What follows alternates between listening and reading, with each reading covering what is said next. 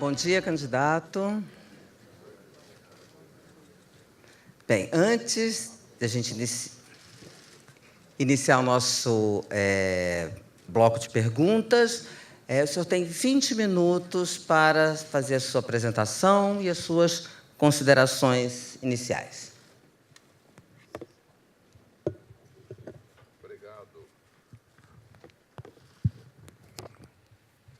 Obrigado, Dora.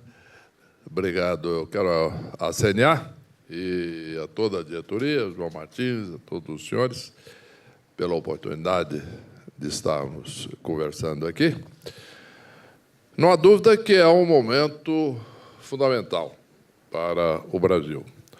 Nós estaremos, esse ano, definindo o destino do país nos próximos anos. É uma eleição fundamental. O agronegócio, o setor agrícola brasileiro, tem, de fato, representado o que temos de excelência na economia brasileira, apesar das dificuldades. E é o que, às vezes, eu falo para alguns representantes, meus amigos do setor agrícola, de que, mesmo em momento em que o Brasil vai mal, o setor agrícola vai bem. Imagine com o Brasil funcionando bem, crescendo, com o presidente adotando as políticas certas, não só para todo o país, para a economia brasileira, para a segurança, educação, saúde, mas também para o agronegócio. A possibilidade do crescimento do setor é enorme. Nos últimos 40 anos, apenas para registrar, nós tivemos um crescimento de 2 vezes da área agriculturável, da área agrícola, a área plantada. E, no entanto, tivemos um crescimento da produção de 6 vezes. Então, isso mostra o potencial do setor. Eu li atentamente todas as recomendações, muitas delas coincidem, a maior parte, quase todas coincidem com o nosso plano de governo e, principalmente, com o que nós temos feito já. Por exemplo, ponto número 1, o prosseguimento das reformas fundamentais. Bem, a reforma da Previdência foi algo que eu pensei, direcionei, supervisionei e apresentei o projeto ao Congresso Nacional.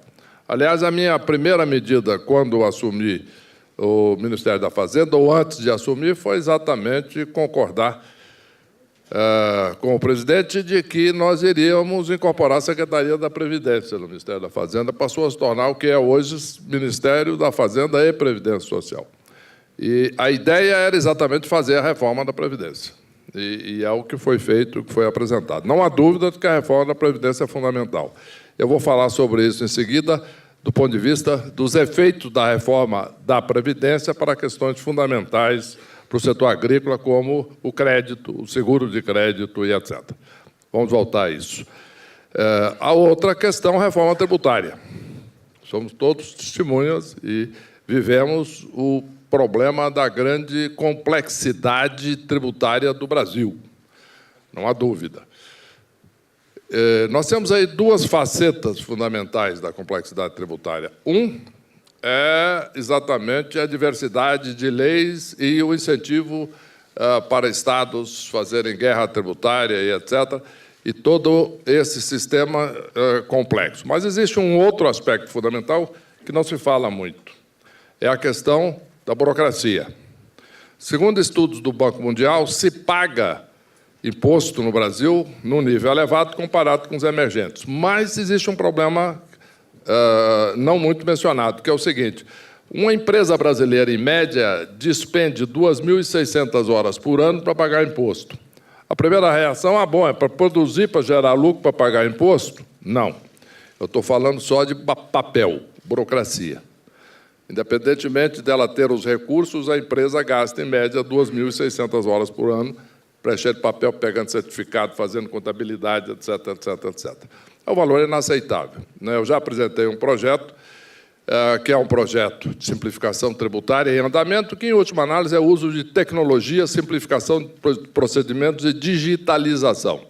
Isto visa levar esse número de 2.600 horas para 200 horas por ano. Além do mais, nós vamos também fazer a simplificação tributária do ponto de vista de uma reforma tributária abrangente, com a criação de um imposto de valor agregado único e as alocações para os diversos setores. Pois bem, então, o nosso compromisso é, sim, reforma da Previdência, apresentamos o projeto, vamos retomar esse projeto e a reforma tributária, não há dúvida. Já existe um projeto de reforma do PIS/COFINS feito pela Receita Federal, é um projeto bom, mas que agora tem que ser expandido para abranger todo o sistema tributário nacional. E isso é um compromisso e vamos cumprir.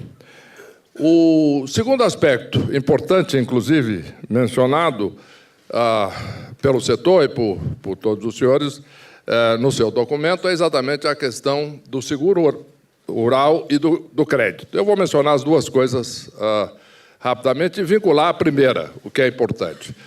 O problema do crédito é uma questão de viabilizarmos não só o aumento do crédito, mas também a maior competição no setor.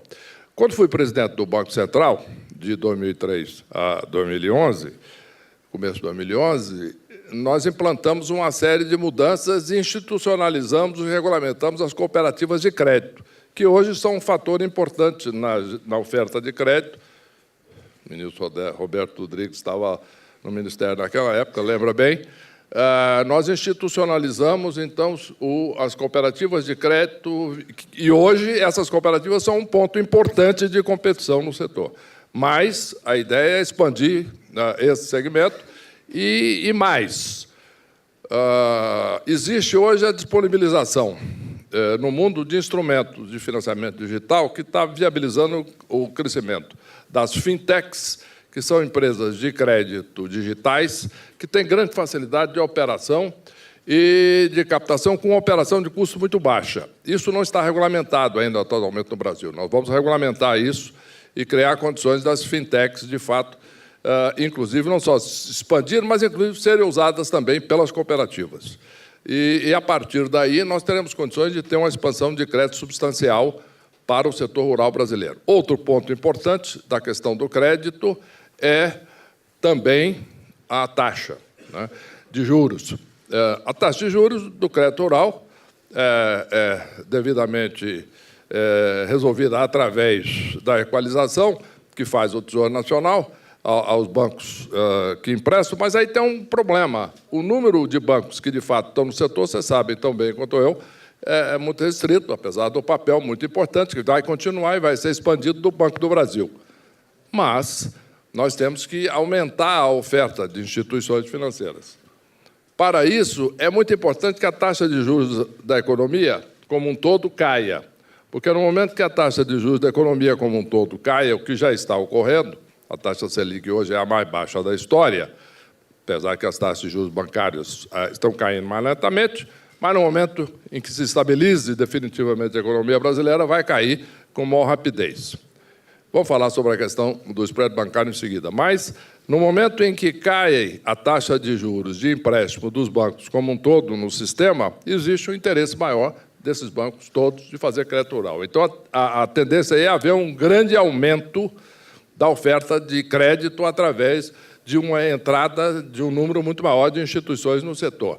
Juntamente, evidentemente, com as cooperativas, etc., fintechs sendo usado pelas cooperativas, e etc., etc., etc. Em resumo, tudo isso viabilizaria e vai viabilizar a expansão do crédito. Mas, além disso, temos a questão aí do seguro.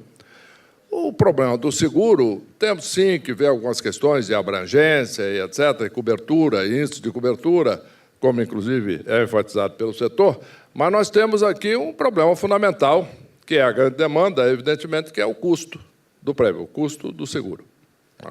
Agora, o ponto fundamental é a capacidade do governo federal, de fato, de bancar uma parte desse risco.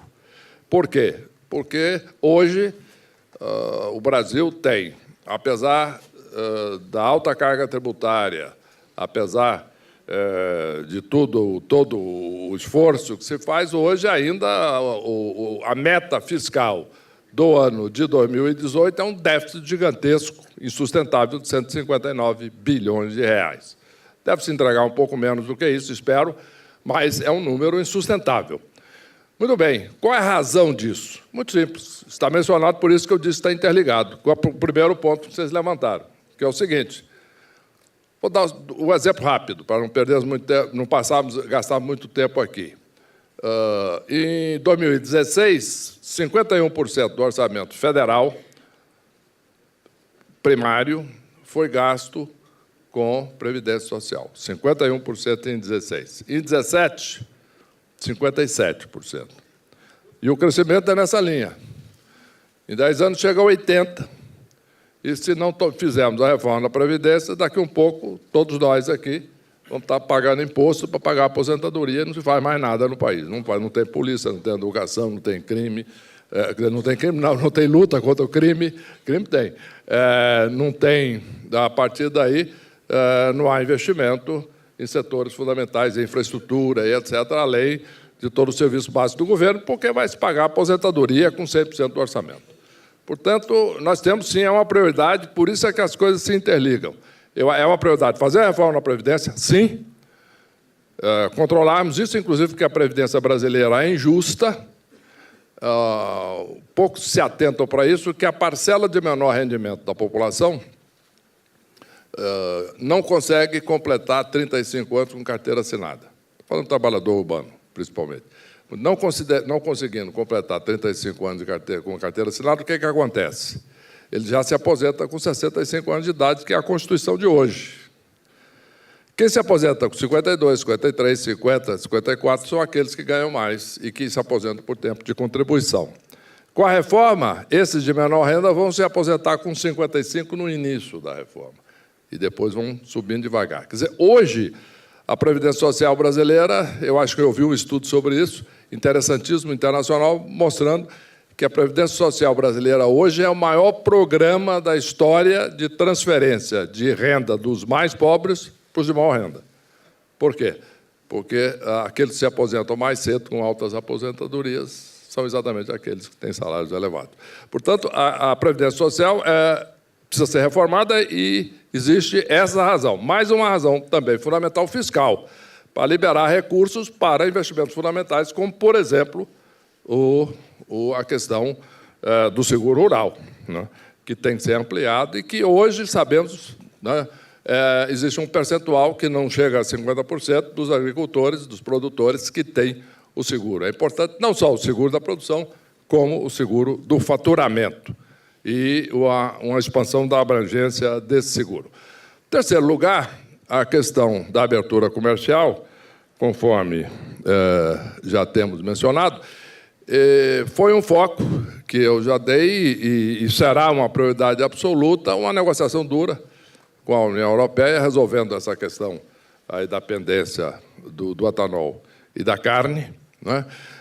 Mas é importante, de fato, que nós possamos abrir e nos aproximar da Aliança para o Pacífico, negociações mais diretas também com a China, abertura de mercado, etc., promoção da imagem do Brasil, e uma prioridade realmente a ser dada a todas as representações diplomáticas brasileiras de promoção do produto brasileiro e promoção da imagem do país, etc. Em resumo, e firmar os acordos comerciais. Não há dúvida, isso é fundamental. Por exemplo, eu comecei já conversas, quando estava no Ministério, eu comecei conversas com o Reino Unido, porque eles têm interesse que, logo depois do Brexit, eles já entrem em negociações com o Mercosul, visando um acordo comercial conosco. Abre aí também já um mercado adicional importante. A Argentina também concorda com isso, conversei com eles também, eles estão otimistas com essa possibilidade, favorece também um acordo com a União Europeia. Em resumo, e vamos trabalhar aí nessa direção de uma maneira forte e firme. Um outro ponto importante que eu gostaria de enfatizar, todos os pontos que vocês mencionaram são muito relevantes, mas eu quero enfatizar alguns que me parecem fundamentais. Por exemplo, a questão do transporte, né? Temos aí o exemplo emblemático desta situação, que é a rodovia Cuiabá-Santarém.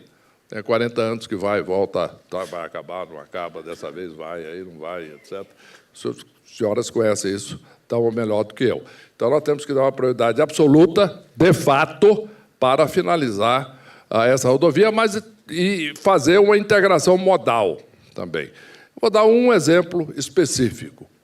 Não há dúvida que um grande canal para a exportação de grãos do Centro-Oeste poderia e será a hidrovia Tocantins-Araguaia. Não há dúvida.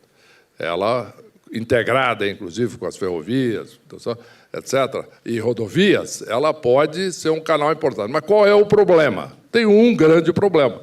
É um problema que é um desafio, mas que pode ser resolvido. Tem tecnologia para isso, basta recurso, planejamento adequado, que é o famoso Pedral do Lourenço, não é?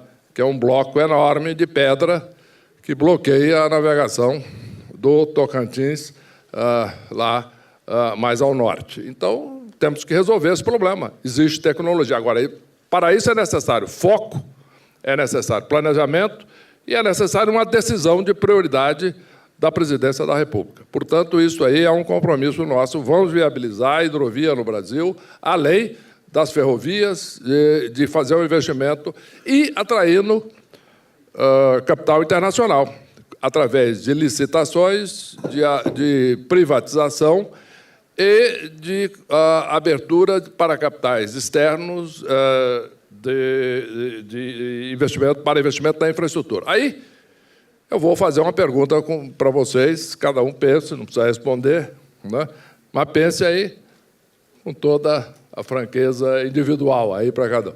Quem que vocês acham, entre os candidatos a presidente da República, que tem condições de ter mais credibilidade no exterior, despertar mais confiança e trazer investimentos para o Brasil? Por exemplo, em infraestrutura. Existe muito investimento disponível. O capital no mundo hoje é disponível, sabemos disso. Não é?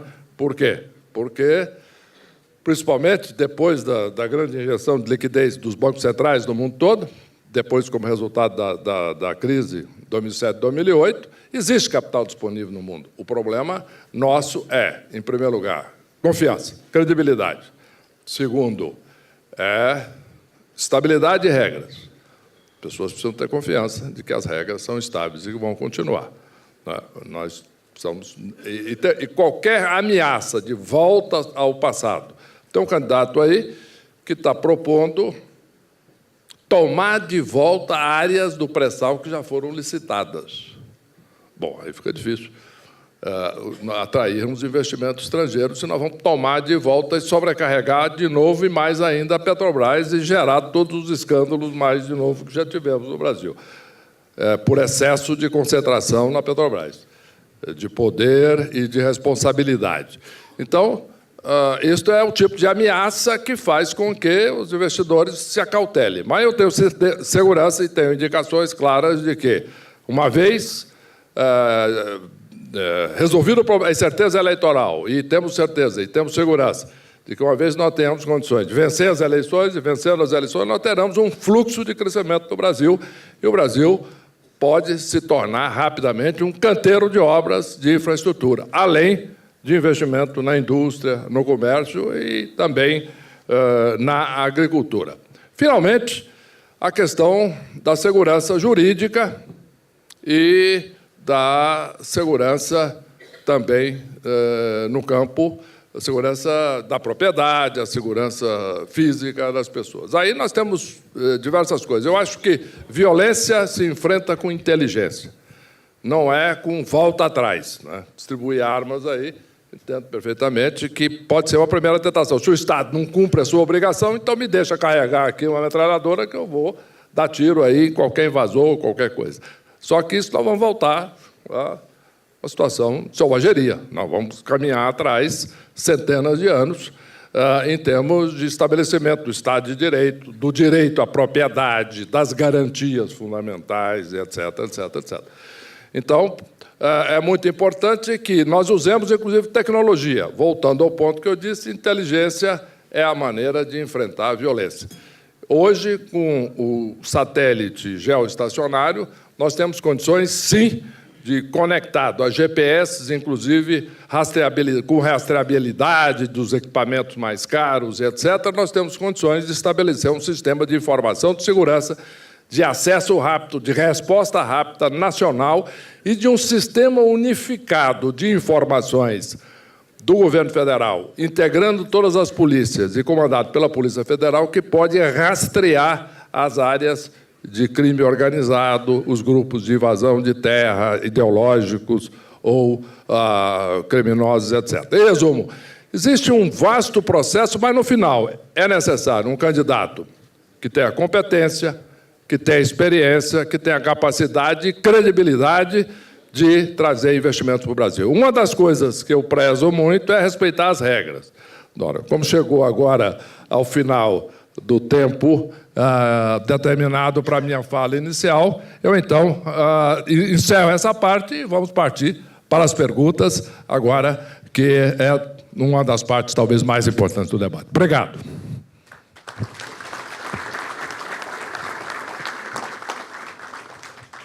Muito obrigada. Só lembrando ao candidato que as respostas já terá até 5 minutos para a sua resposta. E vamos começar com a minha pergunta. É sobre reforma agrária, candidato.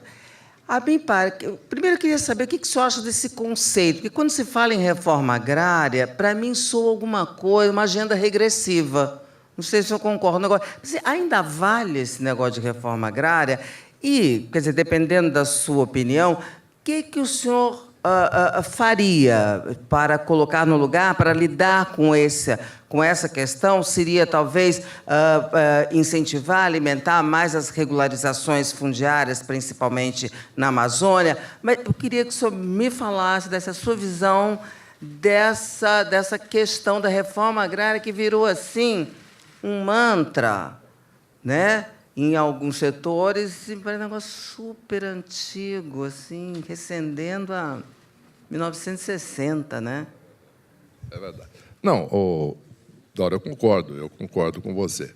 A reforma agrária, como entendida historicamente no Brasil, principalmente por alguns movimentos de esquerda, tem sido exatamente essa, que, no início do processo, existe mais do que uma não aceitação, mas, na realidade, uma aversão, um combate à propriedade privada. Então, aí é a essência do processo. Nós temos que estabelecer algumas normas fundamentais, que é o direito individual, o direito à liberdade, o direito à lei, mais o respeito à propriedade privada. Isso aí é o primeiro ponto fundamental. A partir daí, sim, tem diversos projetos onde nós podemos facilitar a resolução dessas questões. Por exemplo, a resolução de toda essa questão da titulação fundiária, a regularização, que é exatamente o que você mencionou. É um dos aspectos fundamentais. Agora, o que é que impede, muitas vezes, isso? Impede, primeiro, burocracia, muita burocracia. Segundo, mesmo uma certa oposição aí ideológica a esse processo dentro das estruturas normativas. Então, nós temos que desburocratizar, nós temos que estabelecer um modelo de gestão de maior eficiência e fazer um programa em massa de regularização fundiária. Isto é fundamental. Existe uma outra coisa que eu vou falar sobre um tema aparentemente não ligado a isso, mas que é fundamental, que é a questão da Amazônia. Um dos problemas é que não pode regularizar a terra na Amazônia, etc. Tem muita oposição a isso, principalmente dentro das estruturas burocráticas, ideológicas, etc. Bom, em primeiro lugar, é o seguinte: a necessidade da titulação das áreas que já estão sendo usadas para a produção, etc., é uma necessidade. Então, a regularização fundiária, a segurança jurídica é fundamental para o setor e para a produção no Brasil, não tem dúvida.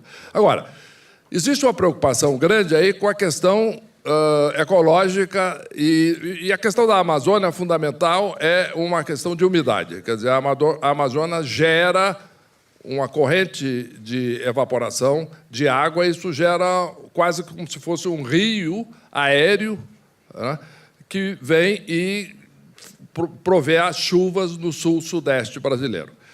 E nós estamos sabendo que nós estamos vivendo um processo crescente de seca. Agora, o problema é discutir qual é a solução. Tentar voltar atrás não vai resolver o problema, inclusive porque nós precisamos produzir alimento, que é uma das grandes riquezas nacionais. Nós vamos ter que olhar para frente. E, para isso, nós precisamos de um grande plano nacional inteligente. Nós temos que fazer agricultura inteligente, mas nós temos que fazer uma administração pública inteligente também.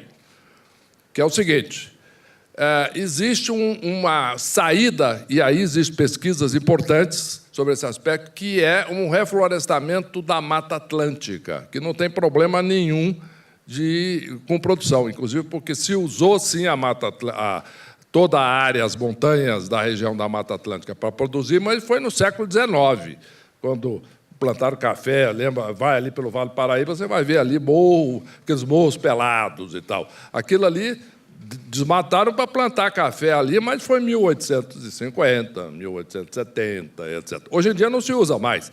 Agora, um programa nacional de reflorestamento da Mata Atlântica, sem custo econômico, com grande efeito ecológico e resolveria completamente esse drama da umidade gerada que está caindo da floresta amazônica. Mantendo a floresta, evidentemente, protegendo onde está, mas regularizando, aí sim, toda a questão fundiária de toda a região, dando segurança jurídica e segurança no campo, só para não deixar esse aspecto. Quer dizer, o que nós precisamos? Aí, usando tecnologia, usando o satélite, mapeando exatamente, com um sistema de informação adequado, com forças de deslocamento rápida, garantindo a segurança e garantindo a propriedade privada. Isso é fundamental para o crescimento, é fundamental para a produção, é fundamental para os investimentos. Portanto, este é um compromisso e vamos, de fato, perseguir. Aliás, eu sei que muitos de vocês até votam ou pensariam até na hipótese de votar nele, mas eu acho sintomático que um candidato que, em tese, defende o setor e etc., a violência do setor e distribui arma, etc., em tese, porque na prática parece que, inclusive, não vem aqui, o que eu acho sintomático do que da posição do candidato. Por favor, Dora. Muito obrigada. Agora a pergunta é feita pelo Joe Larry, que é responsável pela representação da Financial Times do Brasil. Joe. Tudo bem. Estamos vivendo está passando por um momento protecionista no mundo, no mundo do comércio de fora, global trade. Como o senhor planeja aumentar a participação do Brasil e do setor agropecuário nas cadeias globais de valor? E quais países ou blocos econômicos devem ser os parceiros estratégicos do país? E o que você acha? O Brasil depende demais da China como um grande mercado para as exportações do setor? Bom, em primeiro lugar, não há dúvida que a China é um grande mercado e isto é um fato, né? É um fato que vai aumentar. O tamanho do mercado chinês é uma evolução inevitável para todos os países. Então, certamente, a China deve ser uma destinação dos produtos agrícolas brasileiros e temos que dar prioridade a isso e, certamente, ter negociações com a China. Eu já fiz várias negociações com a China em diversas posições, seja no setor público, seja no setor privado. Desde que eu fui presidente do Banco de Boston, lá nos Estados Unidos, na década de 90, etc., eu já tive a oportunidade de participar de negociações diversas com a China. O chinês é muito pragmático, não tem dúvida. Essa visão que a esquerda brasileira tinha ou tem ainda de que chinês é ideológico, é parceiro, não é, não. Eles são muito pragmáticos, defendem o interesse deles e está acabado. Então, nós temos que ter uma negociação direta, uma negociação dura, porém pragmática. E teremos condições, sim, de cada vez usar mais aquele mercado. Eu, até recentemente, por exemplo, a última vez que eu fui à China, antes, inclusive, de eu assumir o ministério, uma das coisas que me deixou impressionado lá é alguns produtos onde o Brasil tem excelência, não é? Mas por falta de agressividade, por falta de políticas comerciais adequadas de promoção, de exportação, de defesa de imagem, etc., eu já vi empresa brasileira, tá certo? Que produz carne, por exemplo, produzindo e exportando carne da Austrália para a China e dando preferência à exportação da Austrália do que à exportação do Brasil. Então, isso é inaceitável. Nós temos que, de fato, criar todas as condições para que o Brasil, de fato, seja parcela cada vez mais importante, John, na cadeia produtiva internacional. Para isso, nós temos que abrir a economia, Nós temos que, com isso, tornar o mercado mais competitivo, importar mais tecnologia, inclusive, para adicionar valor, não é? E temos produtos da agroindústria brasileira também, não apenas produtos naturais, produtos agrícolas, grãos, etc., mas também grão processado, etc. Cada vez mais nos adicionamos valor. Temos uma política de negociação firme, dura, e também política de promoção comercial, que é muito importante.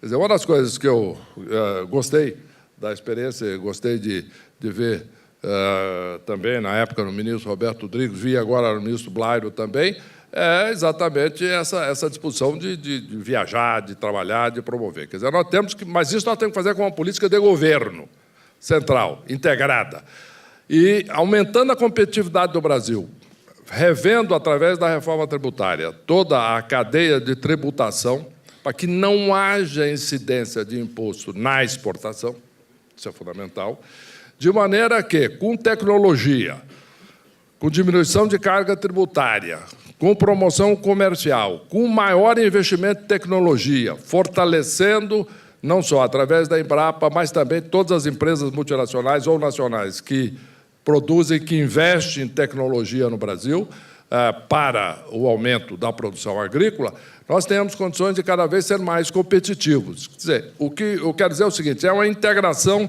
de diversas políticas, que aí precisamos de um governo competente, um governo que tenha informação, um governo que tenha capacidade negocial e um governo que possa rever toda essa estrutura tributária, não só tendo uma visão clara do quais são os desafios, mas também tendo condições, espaço fiscal para isso, e para isso a reforma da Previdência e tributária, etc., é fundamental. E, prosseguindo tudo isso, nós vamos chegar a uma situação onde o Brasil pode se adicionar uma parcela muito maior de valor nas cadeias produtivas internacionais, usando o nosso ponto de maior força competitiva, que é o setor agrícola e o setor pecuário. Não há dúvida. Eu sempre acreditei que cada país tem que usar o seu potencial competitivo, sua vantagem competitiva. Por exemplo, um grande exemplo, o extremo oposto, Singapura. Não tem território, não tem nada, etc., é só uma cidade. No entanto, tem um nível de renda próximo aos Estados Unidos. Como? Fazendo o que eles podem fazer e sabem fazer, que é educação, tecnologia, sendo um centro, um hub de produção de artigos de alto valor agregado de tecnologia. O Brasil, nós temos terra, nós temos tecnologia, nós temos agricultores, nós temos todas as condições de sermos, de fato, cada vez mais o celeiro do mundo. Vamos trabalhar nessa direção, vamos chegar lá. Obrigada. Agora a pergunta é feita por um dos representantes do setor. Quem vai fazer a pergunta? Sim. Bom dia, candidato Henrique Meirelles. Muito obrigado pela sua presença e estar aqui discutindo com o setor agropecuário aqui dentro dessa casa muito importante. Como todos sabemos, o Brasil é um grande exportador de produtos de origem vegetal e também de origens de animal, de proteínas animais. E, por outro lado, nós temos uma imensa fronteira seca com 10 países da América do Sul, dentre os quais Venezuela também. E temos alguns patrimônios aqui, como recentemente a reconhecimento de área livre da aftosa, temos a área livre de algumas moscas de frutas, temos também que considerar cortes de despesa para poder melhor organizar o orçamento. Como é que, dentro de todo esse cenário, o senhor vê a sua visão para estruturar um sistema de defesa agropecuária para o Brasil? De defesa agropecuária do Brasil. Tá certo. Bom, a questão da defesa agropecuária e todas as questões relacionadas, de vigilância sanitária, etc., é fundamental. Tá? Isso é parte da nossa história. Tá? É quase folclórico. Então, desde aquela história que deve ter um certo exagero aí, o Joe, você que segue a história aí dos ingleses, mas aquela história do outro ali, tá bom. Aquela história da famosa, né, da seringueira, do inglês que exportou lá levou para a Malásia, etc., a planta a semente da seringueira, etc., etc., etc., mas deixando isso de lado, e depois a questão da entrada de praga, que é o que nós estamos falando aqui. Tem um lado da questão, mas o outro mais importante, que é a sua pergunta especificamente, é a questão do controle e da defesa da produção. Nós temos aí que fazer várias coisas. Primeiro, o satélite geoestacionário ele permite uma série de usos, não é apenas um. Um deles é exatamente a questão de informações e monitoramento das fronteiras. Nós precisamos de usar alta tecnologia. De novo, precisamos de usar inteligência. Nós temos que, de fato, monitorar toda a fronteira. Nós temos que ter isso feito de uma forma eletrônica e com movimentos de intervenção rápida do governo. Né? Existem disponibilidade disso no país, recursos para isso. Nós temos que organizar, integrar as diversas áreas do governo, desde as áreas lá do Ministério da Agricultura até áreas da Receita Federal, da Polícia Federal e do Itamaraty, visando uma negociação séria com os países vizinhos. Essa negociação tem que ter como um dos pontos fundamentais exatamente a questão da proteção agrícola. Tem outros componentes também importantíssimos para o Brasil, como essa questão do contrabando de armamento, contrabando de droga, etc. Mas tudo isso é dentro de um pacote de, em primeiro lugar, uma negociação diplomática competente, firme, serena, porém firme, defendendo os interesses do Brasil e com metas e resultados concretos e objetivos que sejam perseguidos. Então, nós temos que estabelecer metas concretas de medir exatamente essa questão, medir tudo aquilo que está entrando no país de diversas formas e que prejudica a agricultura brasileira, prejudica a pecuária brasileira, e fazer a ação rápida, desde a identificação até através do satélite, até o monitoramento direto através da Polícia Federal, da Receita Federal, que tem que ter unidade, tem que ter unidades específicas, especializadas nisso, que vão olhar e negociações duras com os países de fronteira. Agora, a negociação, como qualquer coisa na vida para funcionar, aqueles que me conhecem sabem que eu sou uma pessoa que tem um mantra na vida, é foco no resultado. Nós temos que trabalhar com resultado, não adianta a conversa. Então, é o seguinte, nós temos que chegar com os países vizinhos com problemas objetivos. Está acontecendo isto em tal lugar, está havendo a entrada disso, aquilo, daquilo, nós temos que proteger, tem que bloquear. As medidas necessárias são estas, aquelas e aquelas. Está havendo a entrada aqui de produto que está contaminando, que está fazendo isso, está havendo aqui contrabando de tal produto, tal questão, etc. Está havendo aqui uma entrada, resumo. Nós temos que chegar, ser bem objetivos, claros, diretos, negociar duramente, mas, para isso, nós temos que ter informação, temos que ter a prevenção e tem que ter foco. Isto é, o governo tem que ter objetivos específicos, metas específicas para fazer, para trabalhar e para usar a negociação como parte dessa instrumentalização geral. E, em última análise, também isso caracterizando como segurança nacional, a segurança econômica, não só da agricultura, mas do país, né? E isso é algo que nós vamos assegurar. De novo, um governo que tenha foco, tenha objetivo e se comprometa com o resultado. Muito obrigada. Agora a pergunta é do repórter especial da Band, Valteno de Oliveira. Boa tarde, ministro. A minha pergunta, ministro candidato, já foi abordada na sua explanação no começo e tem a ver com o transporte no Brasil e a situação das estradas. 61% de toda a carga transportada no Brasil é o modal rodoviário e 61% delas também estão classificadas como péssimas, ruins, e a gente vê as imagens, o senhor observa quando aqueles caminhões de soja atolados naquelas estradas, e então isso é uma perda, o custo do país se eleva muito. Então, a minha pergunta para o senhor... E o sistema ferroviário é muito restrito, está no sul, sudeste, representa apenas 20%. Então, a minha pergunta para o senhor é, se eleito, quais ações serão implementadas para garantir investimentos na modernização dessa malha e para reduzir também pedágios, e se o senhor renovaria as concessões já existentes ou faria novos leilões? Eu vou começar com uma história real que eu mostrei e vivi numa reunião internacional, um seminário internacional de investidores em infraestrutura. E eu existiam representantes de vários países, eu fui representar o Brasil.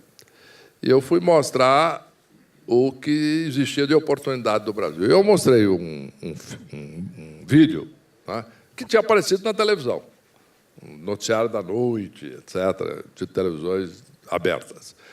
E eu mostrei esse vídeo, e o vídeo, pelo lugar, surpreendeu as pessoas. Ele é brasileiro, está mostrando isso aqui, como é que é? Aí eu contei a história. Que é o seguinte, é uma filmagem que mostrava exatamente uma situação que você descreve.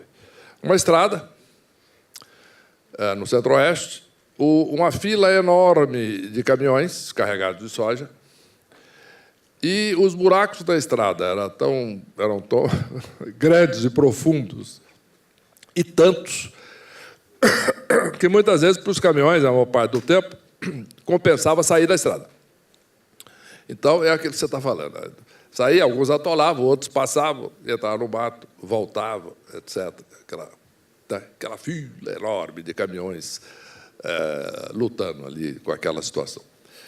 E eu disse aos investidores, aqui tem uma má notícia e uma boa notícia. Qual é a má notícia e qual é a boa notícia? Todos me olharam perplexos, porque todo mundo pensou, onde é que está a boa notícia aqui? Bom, aí, Dora, eu fui, expliquei o seguinte, falei, a má notícia é evidente, existe uma estrada que é péssima, então, e adiciona custo, tempo, etc., um problema grave. Tá bom. Qual é a boa notícia? Tem demanda para investimento em infraestrutura. Olha a fila de caminhões carregados de soja. Isso é demanda. Se tem demanda, tem retorno de investimento. Então, aí todos olharam aquilo de uma forma diferente. Aí foi, vou passar o vídeo de novo, aí todos olharam, aí, ao invés de focar nos buracos da estrada, todos eles olharam para a fila de caminhão carregado de soja. Falaram, é mesmo. Tem investimento mesmo, tem oportunidade de investimento no Brasil, e muita. Tá certo? Agora, o que nós não podemos é fazer o que já fez o governo anterior. Né? Quando, por exemplo, diz, não, pode fazer, mas o retorno ao investimento do investidor não pode ser acima de 6%, 5%, seja o que for, que é muito abaixo da taxa de mercado. Tá bom. Mas, para compensar isso, o BNDES vai financiar com taxa subsidiada. Bom, mas, por outro lado, ele tabela o retorno, mas também tabela diz que vai fornecer o financiamento. Então, o cidadão olha e fala, não, eu vou ser o quê? Eu vou ser o intermediário do governo para o governo, de um lado eu tomo aqui do governo, de outro lado o governo me tabela o retorno. Então, isso não é possível, ele não vem. Então, nós temos que estabelecer regras competitivas, regras estáveis. E aí eu vou voltar numa coisa que eu já mencionei. Vocês me permitem dizer isso, porque é uma realidade. Muitos aqui sabem disso, podem até atestar isso. Chama-se credibilidade internacional. Quando eu assumi o Ministério da Fazenda, a confiança da economia brasileira, que estava caindo desde 2011, cresceu no mesmo dia. Começou a crescer no mesmo dia. A economia demandou um pouco mais de tempo, que é normal, porque nós estávamos numa recessão profunda. Quando eu assumi o Banco Central do Brasil, em 2003, tá? Eu não tinha votado no Lula quando ele ganhou a eleição, não. Eu votei contra, fiz campanha contra ele, inclusive, naquela época. Ele me convidou. Eu fiz um acordo de independência com ele, assumi o Banco Central. No dia em que foi anunciada a minha nomeação para o Banco Central, a confiança já começou a sair. O risco Brasil começou a cair. O risco Brasil, que tinha atingido 1.400 pontos, começou a cair. Tá? Então, o que aconteceu? É a questão de confiança. Então, nós temos que ter regras estáveis, regras inteligentes, regras que tenham um bom senso, regras que credibilidade, confiança. Portanto, nós temos condições de atrair investimento, e aí, não só para a rodovia, rapidamente. Aí, eu já falei no Pedral do Lourenço, lá da hidrovia Tocantins-Araguaia, mas é para hidrovia e para ferrovias. E aí nós vamos, inclusive, nos ver livres de problemas no final só do governo, viu, Dó? Depois de ser uma boa administração aí, de 4 anos no mínimo. Então, é o seguinte, nós vamos ter aí, inclusive, condições de nos livrar da dependência de situações como greve de caminhoneiro, etc. Por quê? Porque vai haver uma diversificação de todo o modal de transporte do Brasil. Ministro, antes de passar, agora seriam suas considerações finais, mas eu não resisto, porque eu preciso fazer perguntas de política, eu preciso fazer perguntas de campanha. Então, isso eu não precisa nem usar os 5 minutos. Aliás, se eu dar conta dessa rápido, mas é uma curiosidade que eu tenho. Nos 2 debates que o senhor participou, que fez referência, o senhor faz referência à sua passagem pelo Banco Central no governo do Lula, em quem eu não votei, mas que ele, coisa que o senhor repete. E depois, diz o senhor, fui ministro da Fazenda agora. Agora tem aí um Michel Temer, um governo Michel Temer, que nunca é citado. Isso não cria algum desconforto lá no MDB e com o presidente? E, afinal de contas, por que o senhor diz agora e não diz Michel Temer? Muito simples, Dora, porque o presidente Michel Temer é o presidente da República no momento. Isso não é desconhecido pela população. Tá certo? Quando eu digo que eu fui ministro da Fazenda agora, é evidente, eu não preciso dizer. Sabe quem é? Aliás, você sabe quem é o presidente da República agora? Todo mundo sabe, está no jornal todo dia, televisão todo dia. Não é preciso dizer isso. É o evidente. Não é? Todo mundo sabe disso. Aliás, os jornalistas falam, isso é um problema do candidato, não sei o quê, ter participado. Então, isso não é um mistério. Não é. Então, agora, o fato de que aí é um ponto importante para você, respondendo à essência da sua pergunta, o fato de que eu fui presidente do Banco Central na gestão do Lula, quando o Brasil cresceu, média 4% ao ano, gerou mais de 10 milhões de empregos e mais de 40 milhões de brasileiros saíram da pobreza e entraram na classe média, muita gente não se lembra ou tem conhecimento de quem comandava a economia na época, fui eu.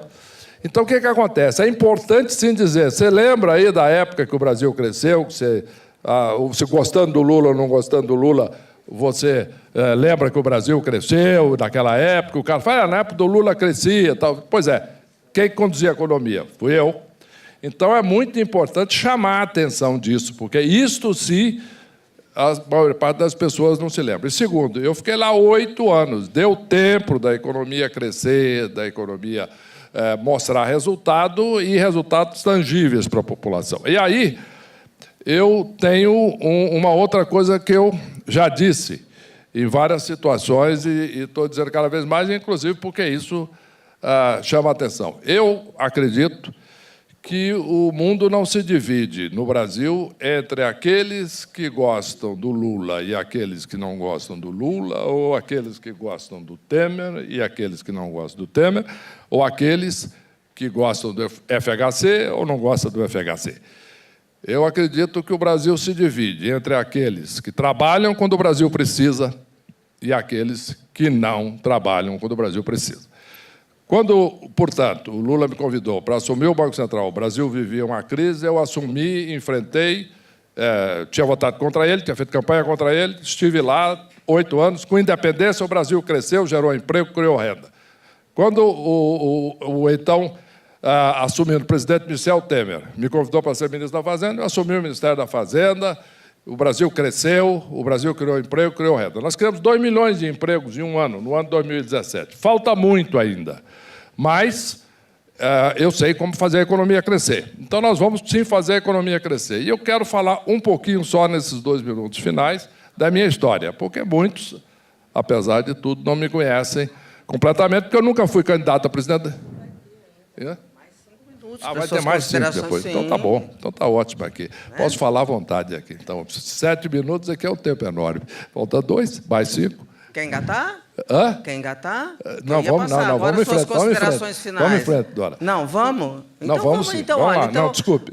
Vamos fazer o seguinte. Eu já passo para as suas considerações finais e dou aqui uma tolerância, ignoro um pouco o cronômetro, tá bom? Tá então bom. Vamos nessa. Então vamos lá. Então, eu sou um filho da educação pública no Brasil. Eu estudei no ensino médio, na educação pública, toda a minha história foi na educação pública. Em Goiás, Goiânia, eu saí de lá, prestei vestibular, entrei numa universidade pública, a Universidade de São Paulo, na Escola Politécnica, onde eu estudei durante o período universitário. Depois fui fazer mestrado na Universidade Federal do Rio de Janeiro, também universidade pública. Então, quando eu saí, comecei a trabalhar imediatamente numa grande organização internacional, que era o Banco de Boston. Trabalhei lá durante 28 anos, quase 29. Cheguei a presidente mundial da instituição, dirigindo uma economia em 32 países, e onde eu dirigi a instituição em 32 economias diferentes e cuidava das economias dos recursos de 20 milhões de famílias. Fui muito bem, mas decidi retribuir ao país tudo aquilo que o Brasil tinha me proporcionado através da educação pública. Então, eu tomei a decisão de voltar ao país em 2002. Eu deixei muitos, acharam naquela época, diziam, mas, Henrique, você ficou maluco? Você está aqui, presidente de uma grande organização global. Até o seu concorrente lá, o Wall Street Journal, escreveu uma matéria de uma página no Journal de 2002, porque eles vieram e foram cobrir a minha campanha política em Goiás. Porque eu voltei e me candidatei pelo PSDB a deputado federal de Goiás, por Goiás. E fiz uma campanha extraordinária, né, onde eu, de fato, senti grande gratificação e sentia exatamente qual era o motivo pelo qual eu tinha tomado essa decisão. E aí eu vou contar uma história envolvendo o seu colega de trabalho, também, Dora, que é o Jonathan, do Wall Street Journal, que era o correspondente no Brasil na época. Eu estava lá, e em Goiás, estava na cidade de Jataí, no interior de Goiás. A minha assessora de imprensa, na época, a Sara, ligou para mim. Henrique, temos um problema aqui. Eu digo, o que foi? Tem um jornalista aqui do Wall Street Journal, disse que veio aqui cobrir a sua campanha. Foi ótimo, qual é o problema? Falei, mas o que eu faço com ele? Falei, mandei ele para Jataí. Falei, Jataí? De quê? De carro. São 4 horas de viagem. Falei, não tem problema, ele não veio cobrir a campanha, então ele tem que cobrir a campanha do jeito que ela é, certo? Bota ele no carro. Daí lá foi o Jonathan para Jataí. De lá nós seguimos para uma cidade chamada Santa Rita do Araguaia, no Alto Araguaia. Estamos lá, etc. O Jonathan, descrevendo na matéria do Wall Street Journal, ele descrevendo a conversa dele com as pessoas que estavam ali me apoiando, e ele chegou e descreve a conversa com a senhora que ele chamou de Rosa da Silva. Deve ser o nome dela mesmo. E aí, ele descreve a entrada na cidade, as crianças todas barrigudinhas, etc., olhando, os carros entrando, carreata, etc. E aí ele chega para a dona Rosa da Silva e fala, mas, dona Rosa, a senhora está aqui apoiando o doutor Meirelles. Sim. As elites de São Paulo e Rio de Janeiro dizem que a culpa da crise no Brasil, não é, são das grandes corporações internacionais, etc. Que naquela época era principalmente a campanha, né, de política de 2002. E o senhor Meirelles foi presidente aí de uma grande corporação, instituição financeira global, e etc. O senhor está aqui apoiando ele. Por quê? Eu falou, nós somos muito pobres para ter problema com o Banco Internacional. Nós estamos aqui, vamos votar nele porque ele é competente e honesto. Então, nós vamos votar nele. E isso, para mim, sintetizou aquela experiência. Depois nós continuamos, aí, no dia seguinte, depois, certo, viajamos, aí, no último dia, foi na cidade de Goiás, Goiás Velho, antiga capital. E eu estou lá falando, e foi uma experiência incrível, porque eu tinha vindo de Boston. Eu morava em Boston, né? Eu presidi o banco lá. Eu fui de Boston para Goiás para disputar a eleição. Muito bem. E eu estou lá, e tem uma coisa, né, de eleição, que muitas vezes o eleitor entrega um papel com um pedido. Né? Pede para indicar o filho para entrar, ele ou a mulher, ou o filho, ou o pai, para entrar no hospital público, indicação, e pede todo tipo de coisa. Tratamento de dente, e etc. Mas aí, uma senhora lá estava com um papel, nervosa, assim, querendo... Eu peguei o papel e eu entregava os papéis para um assessor. Eu entreguei para um assessor do lado. Ele pegou. Assessor, quando eu vi, o Jonathan tinha pego o papel. Tá bom. Terminou lá a minha fala, terminou o comício. Eu falei, Jonathan, me dá o papel. Ele falou, não. You will read it on the journal. Você vai ler no Wall Street Journal. Tá bom, né? Fazer o quê? Tá certo. E ele, de fato, no final do artigo, ele colocou lá o bilhete daquela mulher. E o bilhete era o seguinte: a nossa esperança está em suas mãos. E eu senti aí a responsabilidade do homem público brasileiro. E a gratificação profunda que eu senti, e, ao mesmo tempo, um senso de responsabilidade, que é o que eu sinto hoje, que é algo que eu fico triste de ver que muitos candidatos não têm. Estão aí, etc., perseguindo coisas irresponsáveis, falatório, etc. Eu digo sempre, eu vou dizer a verdade aqui, como estou fazendo hoje para vocês. Posso perder o seu voto, mas eu vou ganhar o seu respeito. E é isso que é o meu compromisso com o povo brasileiro. Nós vamos fazer uma administração séria, competente e obedecendo àquilo que os brasileiros esperam hoje, todos os testes que eu já fiz, já mandei fazer. Competência, honestidade, seriedade, experiência. E vamos construir um Brasil do tamanho dos nossos sonhos. Muito obrigado. Muito obrigada, candidato. Eu peço ao senhor Henrique Meirelles que permaneça no palco e convido o presidente da CNA, doutor João Martins, a entregar o documento Futuro é o Agro, que é uma agenda do setor para o possível futuro governante.